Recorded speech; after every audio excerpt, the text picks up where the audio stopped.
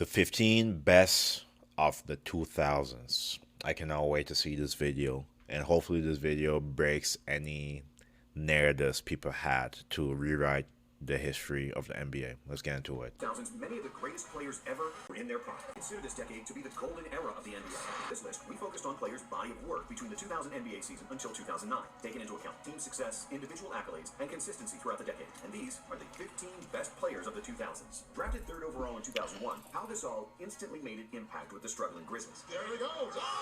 Dominantly winning Rookie of the Year with 17.6 points, 8.9 rebounds, 2.7 assists, and 2.1 blocks per game, while shooting 52% from the field. Over the next 6 years, Gasol's numbers remained fairly consistent, and you could always count on his efficient 20 and 10, several assists plus 2 blocks. But because he never had a teammate who averaged over 14 points per game, all Gasol could do was drag the Grizzlies to the playoffs, where they got swept 3 years in a row. Finally, at the 2008 trade deadline, Gasol got traded to the Lakers, who saved him from wasting his talents in Memphis. During his first season in LA, Gasol helped Kobe and the Lakers to reach the NBA Finals, where they would lose to the Celtics in 6 games. In the summer, Pau led the Spanish national team to the Olympics Finals, where they nearly defeated the Redeem team. This was Gasol's 5th medal with the national team, and he was clearly the best European player at the time, outside of maybe Dirk Nowitzki. Playing for Spain fully unleashed Gasol, as he had the freedom to shoot 3-pointers, hold the ball more, and dominate as... I'm skeptic about him being at number 15. I'm not gonna lie. I hope Steve Nash will be in here. Ray Allen. A couple of people I'm thinking in my head for the 2000s, especially that 1996 draft.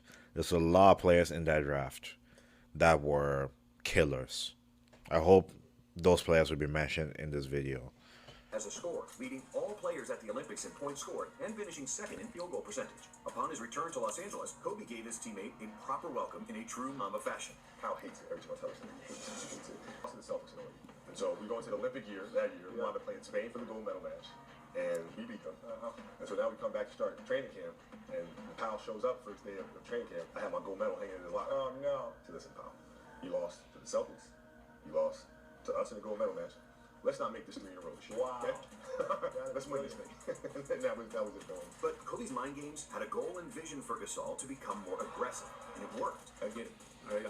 I'm all in. Pau averaged 19 points per game, a career-high 57% shooting from the field, along with 3.5 assists and 2 blocks. In the playoffs, Pau further increased his efficiency and rebounding numbers, helping Kobe and the Lakers clinch their first championship since Shaq left. It's awesome. You notice what he said there?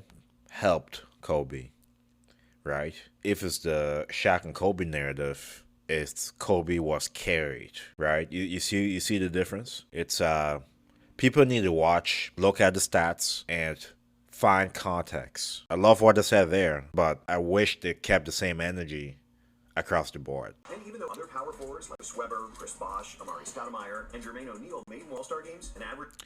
Yeah, those are the players that ranking Gasol over. I definitely don't agree. Chris Weber, Chris Bosh, I'll put him over Amari Stoudemire for sure. But really? Than Pau for a better part of the decade, none of them were as efficient, consistent, and versatile as Gasol, who could What does efficient mean, folks? Someone please stop. Let's just stop using that word, efficient. DeAndre Jordan is more efficient than everybody. He's more efficient than everybody. DeAndre Jordan has the highest field goal percentage. Okay? Bill Russell shoots under 50% from the field.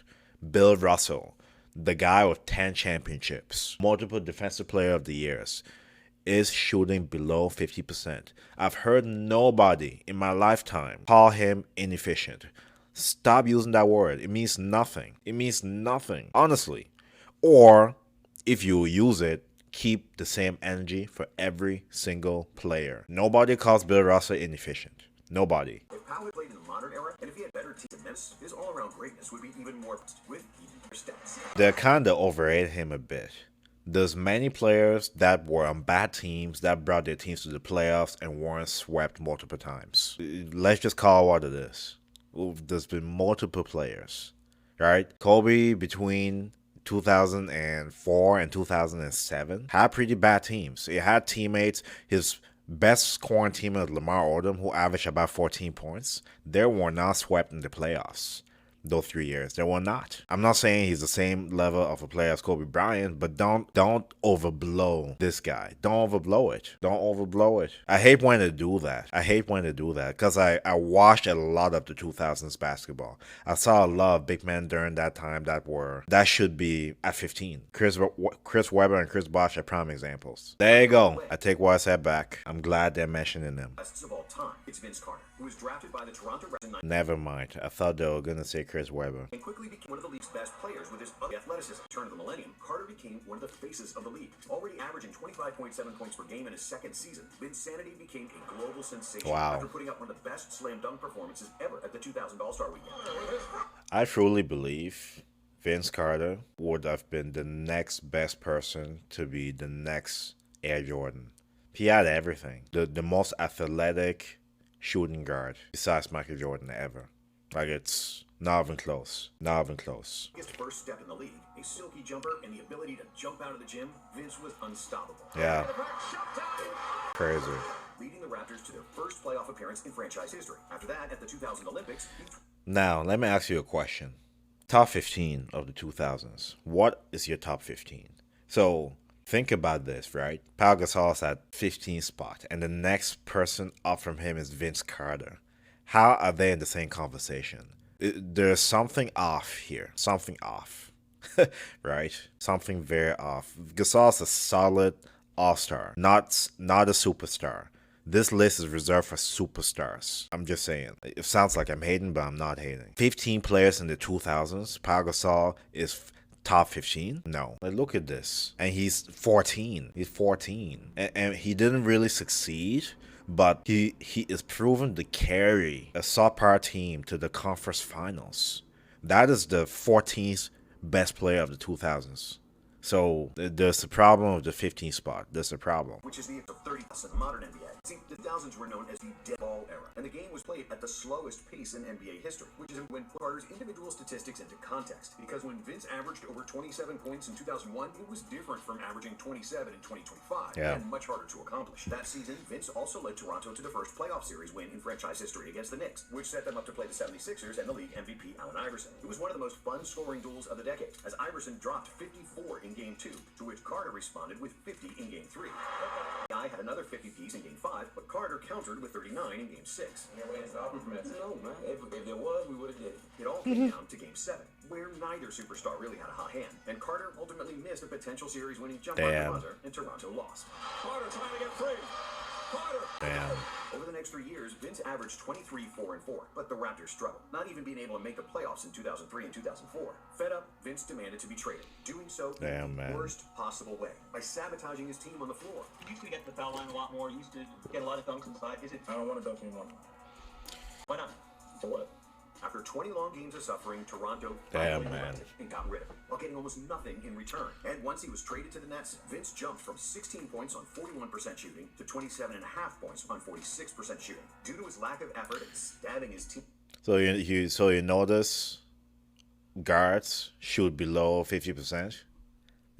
Can any of you guess why? Because when we talk about efficiency, it's never put into context. Like, if I'm a guard and I have to create my own shot, I'm further away from the basket, do you think it's more difficult to score? Especially, like he mentioned in the video, it's a dead ball era. Teams average no more than 90 points a game. That is low. In today's NBA, teams are averaging over 115 points. So you can see how having more possessions, less defense, and more freedom as an offensive player would make you shoot more efficiently. So when people talk about efficiency, they never want to mention those things. They want to just throw it out there. Anything above 50% is efficient. Put it in the context of the era, that player's position and how they play. If you're dunking the basketball most of the time, of course that percentage will be higher. I'm not going to say DeAndre Jordan is a better shooter than Lamar Odom, for example. I'm not. Even though he's 60% or whatever it is. It's just idiotic thinking that way. It's not just numbers. You need to watch. And you need to also know what era the game is currently in and who the player is and how they play. You need to look at all those things. Fans hated him for years. years, despite Carter earning the nickname Air Canada and the status of national hero. During his 5-year tenure with the Nets, Carter continued to dunk on people. Carter to the rim! Averaging 23.6 points per game, 5.8 rebounds, and 4.7 assists. But playoff success remained out of reach, as he won only 2 playoff series with New Jersey, never advancing past the second round. But despite only 3 first-round wins in the entire decade, a horrible way he left Toronto, Vince was simply too good to ignore. No timeouts remaining. Now Carter fires. Wow. For 8 All-Star appearances and some of the nastiest dunks of all time made him a legend, for which he'll forever be known as half man, half amazing. Damn. And Vince Carter's teammate with the Nets is one of the best pure point guards in NBA history. Jason Kidd was drafted in 1995, and when the 2000s started, he was without a doubt the best point guard in the NBA, leading the NBA in assists 4 times in 5 years, along with being one of the best rebounders and defenders of all time at his position. Kidd was a perennial MVP candidate in the first half of the 2000s. In 2002 and 2003, Jason led the Nets to the NBA Finals, but couldn't overcome the dynamic duo of Shaq and Kobe, and then the all-around greatness of Tim Duncan and the Spurs. And even though his numbers started to decrease after his 30th birthday, Kidd was still savvy enough to stay at the top by developing his outside shot. That's pretty impressive, man. Jason Kidd, 3 finals. But at least he won one. He won one in 2011 against the good old Heatles. In his early career. During the decade, Kidd averaged 14 points, 7 rebounds, 9 assists, and 2 steals per game, making 5 All-NBA teams and 8 All-Defensive teams, establishing himself as one of the most intelligent guys to ever play. Kidd, baseline drive. Kidd throws it up. Circus shot. But Jason Kidd's greatest weakness was this next player's greatest strength. And before Steph Curry, many considered him to be the greatest shooter of all time. Some people called him Jesus, but he's better known as Ray Allen. Ray Allen. Ray Allen was insane. I believe if he stayed with the Seattle Supersonics, his 3-point total would be much higher, but he may not ever have won a championship. That's what you sacrifice, right? Individual accumulated stats, winning. Right? Sometimes you have to give one up.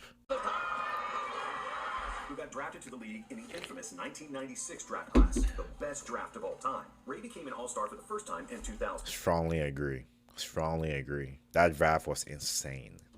A feat that he would accomplish 8 more times during the decade. And even though Allen was mostly known as a shooter, young Ray was very athletic. He could put the ball on the floor and finish at the basket with power. Also a solid passer, averaging 3.8 assists per game during the 2000s, along with 22.1 points and 4.4 rebounds. However, his greatest gift was the 3-point shot. And Allen was one of the few players in the league who shot over 5 threes per game, averaging 6.7 attempts from deep during the decade, and making them at 40.3%. But 1 conference finals with the Bucks and 1 second-round appearance with the Sonics was the furthest Allen's teams went in the playoffs, until he got traded to Boston after the 2007 season. In his first year as a Celtic, Allen won the NBA championship, averaging 20 points in the finals, while hitting over 50% of his shots, including 52% behind the arc. Wow. The series ending Game 6 of the NBA Finals. Now that is impressive. That is context right there. A shooting guard, shooting mainly jump shots, right? And not only jump shots, 3-point shots and shooting like that. That is impressive. That makes sense. If you give me a big man shooting 50% from the field, I don't even hear you. But that is impressive, especially in that 2000s. That is impressive. He's a great shooter. 7 3-pointers in the Celtics' 131-92 victory over the Lakers. Wow. Next season, the Celtics lost Garnett for the playoffs, but in the first round against the Bulls, Allen exploded for 51 points, becoming just the 19th player in NBA history with a 50-point game in the playoffs. Allen knocks it in over 100, 51 points in 56 minutes. But the 2009 playoffs was the best playoffs. Every single round, it seemed there was game 7s. Every single round. I loved it. It was awesome. KG, the Celtics lost in the following round, and Allen closed out the decade with most total 3-pointers made, 9th in total points scored, and 2nd in free throw percentage. Who was first? But despite Ray's greatness, he wasn't as talented as this next player, who could have become one of the top 10 players of all time if it wasn't. You're putting T-Mac over Ray Allen? I don't buy it. What did T-Mac do? I'm sorry. I mean, he averaged more points, but accomplishments? It wasn't for injuries. Drafted straight out of high school in 1997, Tracy McGrady joined his cousin Vince Carter on the Raptors. But due to better finances, warm weather, and I wouldn't even put him over Vince Carter. At least Vince Carter was able to carry his teams to the conference finals at least. What did he do? Come on. He was a better scorer. That's it. This is why context is always needed. It's not just about scoring. It's not just about your overall stats. It's also what you were able to accomplish with what you were given, right? With what Vince Carter was given, he was able to use it to get his team over the hump, get his team one game away from the NBA Finals. I think that belongs in the top 10 as opposed to his cousin. This doesn't make sense. To be a star on his own team, he joined the Magic after 3 seasons in Canada, and then he absolutely exploded. For seasons in Orlando, nobody scored more points than T-Mac, who won 2 scoring titles, averaging 28 points, 7 rebounds, 5 assists, 1.5 steals, and 1 block per game. McGrady really could. Size, athleticism, soft shooting touch, court vision, defense, and was also one of the most fun players to watch. His duels with Kobe were must-see TV. Nobody could confidently say that Bryant was the better player. The guy that always gave me the most problems actually was Tracy McGrady. You know, he was a far better player. Like, stop it. T-Mac was Kobe on offense with 2 more inches. That's it. Are we gonna call that a compliment? Come on, no. all the skills and all the but he was 6'9". There you go. He had Kobe's offense plus a couple of inches more. Come on. The offense is not all the end all be all. What wins is team basketball and defense. That's what wins. But Kobe had Shaq, and he was winning while Tracy played with a bunch of rookies and the always injured Grant Hill, and he couldn't get past the first round of the playoffs. After the 2004 season, in which he won the scoring title, but Orlando finished with the worst record in the league, McGrady had had enough, and a change of scenery was much needed. So he moved to Houston, where he teamed up with one of the best centers in the NBA. Yeah, and what did he do with him? Carry on. Yao Ming. But this dream pairing couldn't stay healthy, and in every playoff, Excuse. They couldn't stay healthy. Can someone remember that first finals with Kobe and Shaq? Wasn't Kobe hurt that finals? Wasn't he hurt for the most part? Didn't he play despite being hurt? Brought his numbers down to what, like 15 or 14 points per game? Nobody talks about that. You know, sometimes you can play hurt. I'm not encouraging it, but was there a will to do that? Those teams were championship teams, those Houston Rocket teams. You can at least make it past the first round. A bunch of excuses. That's what I see. Looking at what Shea Gill's doing this year, his team this year is not more talented than that Houston Rockets team. Not a chance. Despite averaging 6 and 6 over the next 4 years, McGrady didn't get to the first round. And in 2009, his knees betrayed him, and T-Mac was never the same player again. Still, during the 2000s, McGrady finished with the 4th highest scoring average. He was 8th in assists per game. T-Mac was unbelievable, man. And he was so talented. He's the best passer I've ever played with. He was an amazing scorer, he's explosive and all that, but man, he was like, you know, on time, on target. You know, I used to yell at LeBron at D-Wade, and I'm like, dude, like, you want assists? Hit me in the chest. And maybe throw them at my ankles or my... T-Mac never missed a pass. Never. You have to give him his flowers. He's the best, one of the best passers of our generation. And he'll forever be remembered as one of the greatest talents in league history. This Canadian point guard could never get over the hump in the playoffs. Okay. Despite becoming one of the best players of all time, Steve Nash was drafted in 19... Okay, I jumped to conclusions a bit in the beginning of the video. I take ownership for that. 96, but it took him a while to adapt to the physicality of the NBA, as he only became a full-time starter in 2001, his 5th season in the league. But once he started being more aggressive and hunting for his shot more, the 6'3" Canadian that looked like a skateboarder became unstoppable, serving the most beautiful dimes out of anybody in NBA history, not named Magic or Jason Williams. From 2001 until 2004, Nash was a 2-time All-Star with the Mavericks. But because he was already past 30 and had a bad back, Mark Cuban didn't have faith in Nash, who signed with the Phoenix Suns, where he became a legend. That triggers the rush the other way by Nash. Teaming up with Mike D'Antoni, Nash led the infamous 7 seconds or less offense based on pace and 3-point shooting, which was 10 years ahead of its time. 2 MVP awards followed in 2005 and 2006, along with multiple 50 seasons. Injuries, controversial decisions, and a lack of luck stopped Nash from making the NBA Finals. Steve finished the decade with 3 assist titles, 6 All-NBA teams, and the unofficial title of the most efficient... Man, when you hear that luck, get out of here. You stop with the luck thing. You make things happen. Stop with the luck thing. Stop. Shooter in the NBA, and he's one of the players who would have benefited most if he played in the modern NBA, where his shooting prowess and basketball IQ would have made him an even bigger star. But I think I was too conservative shooting the ball. Like, I should have walked into way more threes. I should have looked for more threes. And while he was a very good 3-point shooter, the 2000s suited Paul Pierce perfectly. Show me what you got. As his body was made for the rough style of basketball. Pierce wasn't overly quick nor athletic, but he had excellent footwork, handles, and big, broad shoulders, which could be used to bump into players and create separation. Pierce comes charging on After finishing third in Rookie of the Year voting in 1999 behind Vince Carter and White Chocolate, Pierce started the decade with 19.5 points per game in the 2000 season, which was nearly his last. On September 5th, 2000, Pierce was stabbed 11 times in the face, neck, and back, and had a bottle smashed over his head at a nightclub in Boston, almost bleeding to death, but he managed to survive and recover in record time. And despite missing training camp because of his injuries, Pierce didn't miss a single game during the 2001 NBA season. And not only did he play in every game, but Pierce dominated, averaging 25.3 points, 6.4 rebounds, and 3.1 assists. Wow. In March of 2001, after Paul dropped 42 points on the Lakers, Shaq called Pierce the truth. Write this down. Paul Pierce is the mother truth. Over the next 6 seasons, the Truth became a perennial all-star, averaging 24.7 points per game. But the Celtics couldn't keep up with the better teams in the East, and it looked like Pierce would remain ringless. But then, Kevin Garnett and Ray Allen showed up, and Boston made the biggest turnaround in NBA history, Stacked, winning 42 man. games more than they did the previous season. And even though they were favorites, it took the Celtics 7 games to get past the Hawks and the Cavs, the latter series going down in history due to the heavyweight matchup of Pierce and LeBron James, with both players scoring over 40 points in Game 7. But after they survived this series, the Celtics defeated the Pistons in 6, securing a clash with the Lakers in the NBA Finals. Game 1 of the Finals proved to be the most famous game of Paul's career, after he got hurt and was carried out to the locker room in a wheelchair. Certainly not the sight the Celtics and their fans want to see. Paul Pierce in live fame had to be carried off, then they put him in the wheelchair. Only to return a few minutes later. This is the sight that the Celtics fans want to see. And hear the ovation as he comes hopping out of the tunnel. And sparked the Celtics with 15 points in the third quarter, en route to a 98-88 victory. Boston eventually edged out the Lakers in 6 games, with Pierce averaging 22 points, 4.5 rebounds, and 6 assists per game, and deservedly got named the Finals MVP.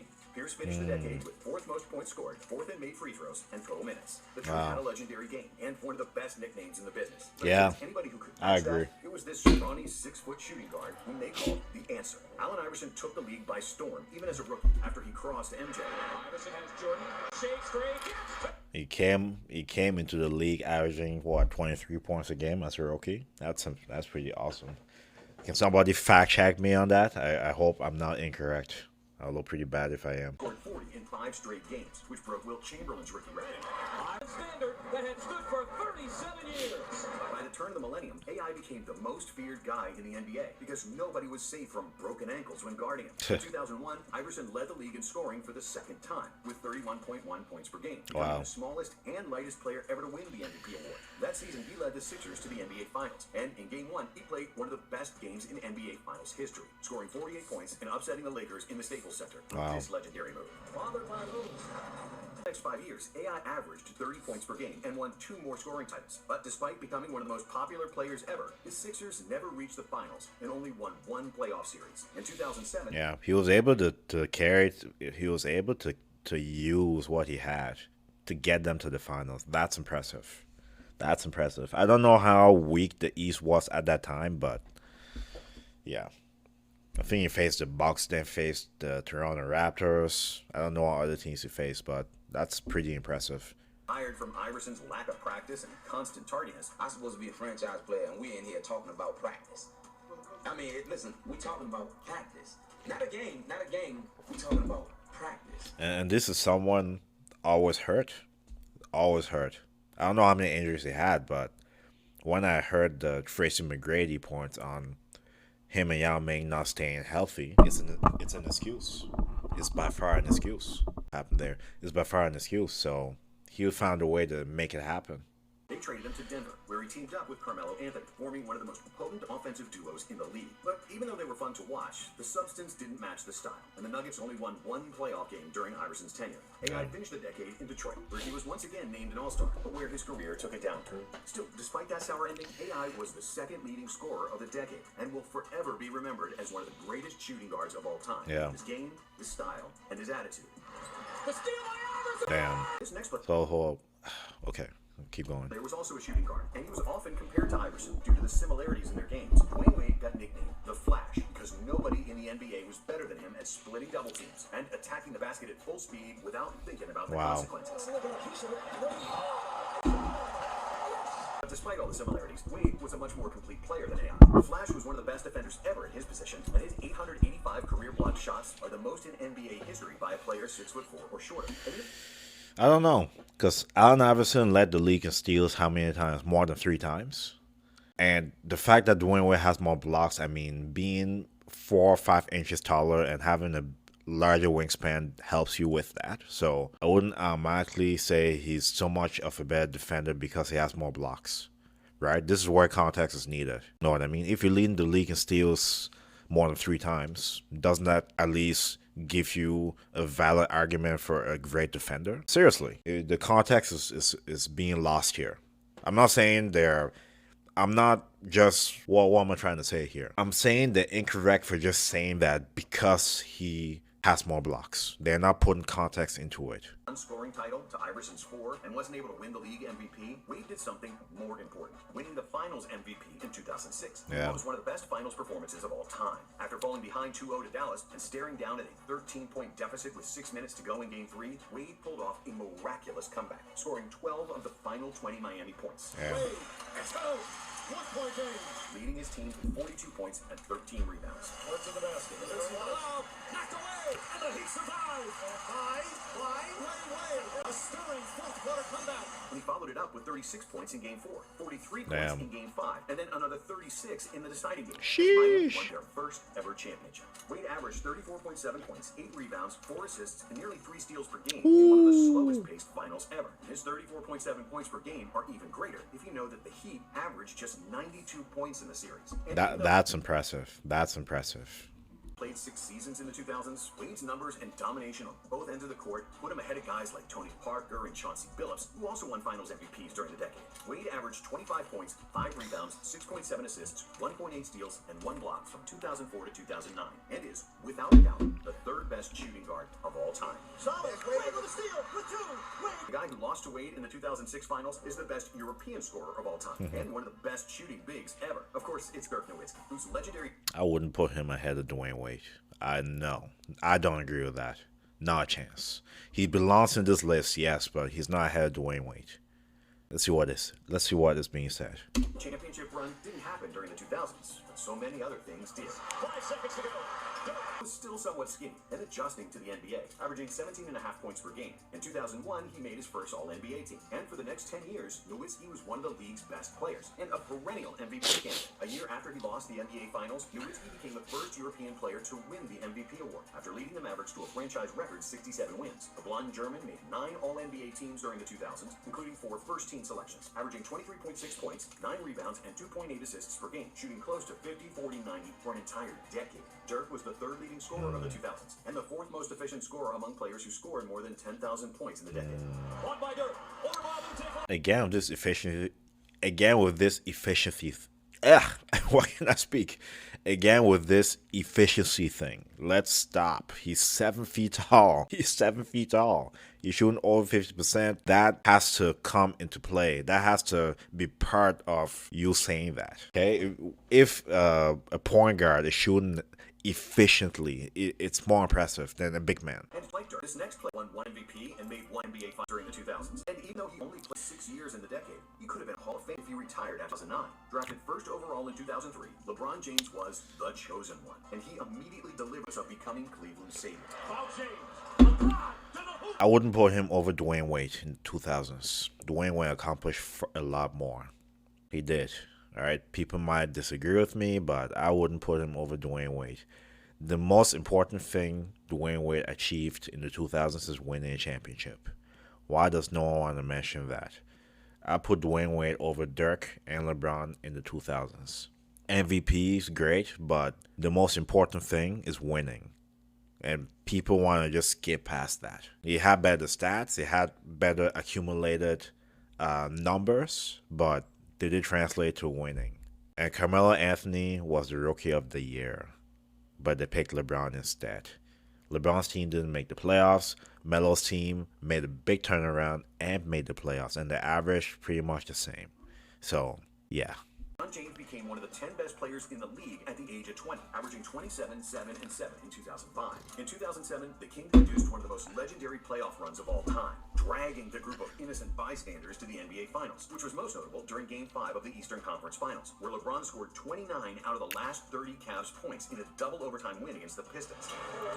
In 2008, LeBron won his first and only scoring title, and in the following season, his first MVP. The 2009 LeBron might be the most athletic human who ever played basketball, as he was routinely jumping with his head above the rim and was the deadliest transition player we have ever seen. I do like this version of LeBron the best, to be honest. The Cleveland Cavaliers 2009 to 2011. Well, wait, 2011 was in Miami. The 2008 to 2010 version, that was my favorite version of LeBron. Title during the 2000s, James finished in the top 10 in MVP voting in all 6 seasons he played in the decade, and only Kobe and AI averaged more points than him in the 2000s. Lewis gets it to LeBron for 3 for the win. Despite LeBron's greatness, these next 4 players had a bigger body of work, as they spent most of their primes during the 2000s. Like LeBron, Kevin Garnett came to the NBA straight after high school, getting drafted in 1995. And when the 2000s rolled around, he was already one of the 5 best players in the world. Yeah. With 1 for the win. You know what? I agree with where he plays Garnett. I agree. Honestly, if you swap Garnett and Tim Duncan, Garnett's the best power forward of all time. Legit. It would just be a better defensive version of Tim Duncan. That's what I'll say. Because he was a better scorer and he was a better defender. He was just not on as good of teams and with better coaches than Doc Rivers. Right? I'm not criticizing Doc Rivers, but if you swap them, Garnett's the best power forward of all time. KG finished second in MVP voting in 2000 and 2003, and was easily the most versatile player in the NBA. Garnett could score from the post and hit jumpers like a shooting guard. He stole the ball, blocked shots, rebounded like crazy, averaged more than 5 assists per game, and he could defend all 5 positions. In 2004, he played the... And he was crazy. As somebody that has the ball and he's guarding you, you're intimidated. best season of his career, averaging 24.2 points, a league-leading 13.9 rebounds, 5 assists, 1.5 steals, and 2.2 blocks per game. That is crazy. In what was arguably the greatest all-around season in NBA history. Who's the best player in the NBA? KG, the big ticket. Okay. Unanimous MVP. If they don't get it this year, I'm leaving. Ain't no second season for me if they don't get it this year. If they don't get it this year. More important, after 7 consecutive first-round playoff exits, his Timberwolves finally won a playoff series.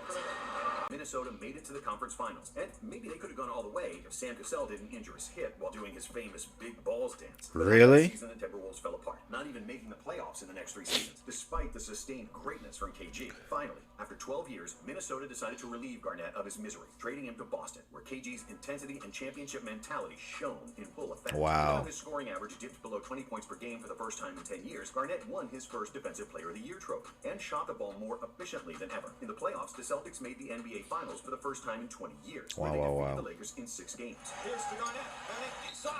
That's crazy. Which KG unleashed. Man, that Celtics team is the epiphany of toughness.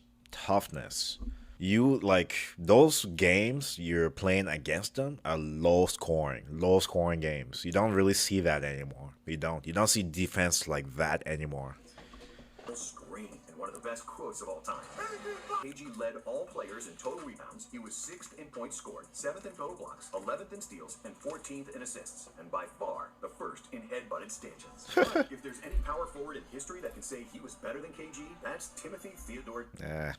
Better because he's on a better team, not only because he's better. If that makes sense. Let me know if you agree or disagree, and do it respectfully in the comment section. Tim Duncan. A guy from the Virgin Islands who was supposed to be a swimmer and only picked up after a hurricane destroyed the only pool on the island. Just a few years later, he had the post game and became one of the best post defenders ever, with a pterodactyl-like 7'5" wingspan, mobile legs, great basketball IQ, and a perfect understanding of angles. Timmy could teach geometry at some university based on his patented bank shots alone. One of the most unique trademark moves of all time. After he won the 1999 championship and Finals MVP in only his 2nd season, Duncan continued to dominate in the new millennium. It wasn't loud, it wasn't flashy, but Duncan was getting the job done, and that job was winning games. I love how focused he is on the task. He's not extra. He's not doing anything to impress anybody. On the court, off the court, he's just there to handle his business and leave. That's what I love about Tim Duncan. No one player won more games than Duncan during the 3 championships, 2 Finals MVPs, and 2 season MVPs. 11.7 rebounds, 3.3 assists, and 2.3 blocks. During the decade, Tim ranked 2nd in total rebounds, 1st in blocks, 7th in points, and 1st in plus-minus, as the Spurs outscored opponents by 7 points on average during Duncan's each game for the team. Wow. His performance fell off during the 2nd part of the decade. In the first part, he was by far the best player in the league, and the most... Yeah, Shaquille O'Neal is insane. Imagine if Shaquille O'Neal made his free throws, took his fitness a bit more seriously. Imagine where he would be in the all-time scoring list. Imagine if he made even 70% of his free throws and kept his healthy weight. Imagine what he would do. I believe Shaquille O'Neal, besides maybe Vince Carter, could have had a higher peak if he just cleaned up those things. I don't know. Let me know your thoughts based on my assessment. Because he had everything. Anyways, let's keep going. Most dominant player of all time, Shaq was great from the moment he stepped into the league in 1992 with an unprecedented blend of size, quickness, and power. However, it wasn't until Phil Jackson joined the Lakers before the start of the 2000 season that Shaq fully unleashed his potential. Coming ready for training camp for the first time in years, O'Neal was 345 pounds of pure muscle. And it Really? Actually, okay, let's keep going. showed when the season started. Contain Shaq one-on-one, and his mere presence would put opposing teams in foul trouble, because fouling Shaq was often the only solution for poor defenders who had to guard this monster. O'Neal led the league in scoring with 29.7 points per game, along with 13.6 rebounds, 3.8 assists, and 3 blocks per game. Shaq was one... That's insane, man. That is insane.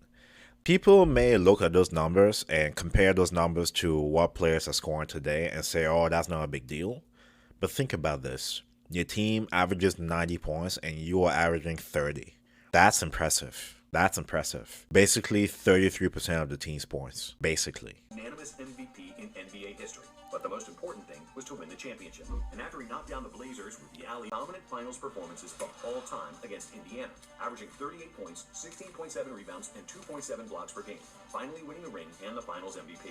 And then in the next 2 seasons, Shaq was virtually unstoppable, continuing his domination with 2 more titles and 2 more finals MVPs. But after a tough breakup with Kobe and the Lakers, Shaq got into shape again, almost winning another MVP with the Miami. He got into shape again? Oh, that's definitely payback to you-know-who.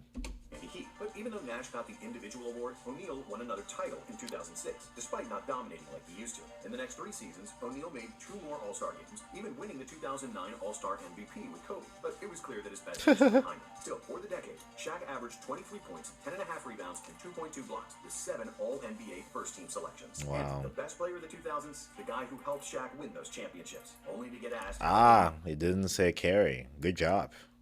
Wow. Those ass tasted a few years later. Kobe, tell me how much. Even though he started the decade as Shaq's sidekick, Kobe Bryant finished it as the best player in the world. Kobe entered his prime around 2001 when the Lakers won their second championship, with Bryant averaging 29, 7, and 6 during the entire playoff run. Does that look like being carried to you guys? Let me know below. After 2002, Kobe became the best Lakers player, both offensively Jeez. and defensively. Damn. Score. But what gets forgotten is how stifling his defense was during the 2000s when he was in his athletic prime. Bryant finished in the top 5 in voting for Defensive Player of the Year 3 times. Really? Really? Wow, I never knew that. Selections to the All-Defensive First Team and 2 second All-Defensive teams. And yet, when Shaq left in 2004, Kobe was finally unleashed, and he could showcase his full offensive repertoire. Even though the team struggled in the next 3 seasons, we will forever remember the 62 points he scored against the Mavs in 3 quarters. Now Kobe for 3. One he dropped on the Raptors. In a season where he averaged 35.4 points per game. When Pau Gasol joined the team, Kobe finally won the long-overdue MVP award in 2000. And honestly, he should have won at least 3 MVPs. That's a different conversation for a different video. But you really can't have it both ways. You cannot have all the stats and win. You have to give up one to win. To his years before Shaq left, his stats were much lower. To the years Pau came, his stats were much lower as well. Well, not much lower, a little bit lower. So honestly, to win, you have to sacrifice individual accolades. You do, all right? And unfortunately, people don't get that, especially when they want to use accumulated stats to make arguments. You have to sacrifice stats to win. You do. Arguably, the best best season of his career came in 2009.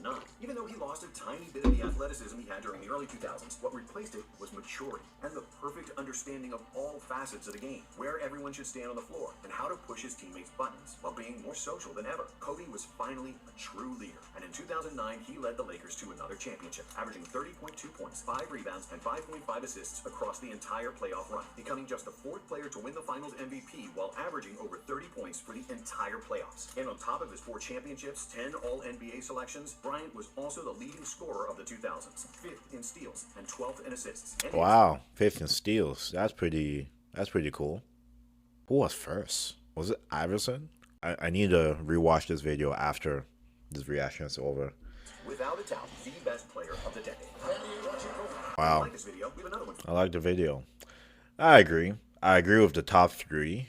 Kevin Garnett, I mean, if you switch Tim Duncan and Kevin Garnett's teams, they can swap. That makes sense. Number 5, I'll change to Dwyane Wade because he won. And then LeBron and then Dirk. Anyways, that's just my opinion. Let me know your thoughts about this whole list in the comment section. Have valid reasons why in a respectful way. I definitely loved this video. It was very informative. Great video. I'll link it in the description so that you can go check it out for yourself. Thank you so much for reacting with me. Stay tuned for more reaction videos. May God bless you. I'll see you next video. Metro Boomin, want some more, nigga.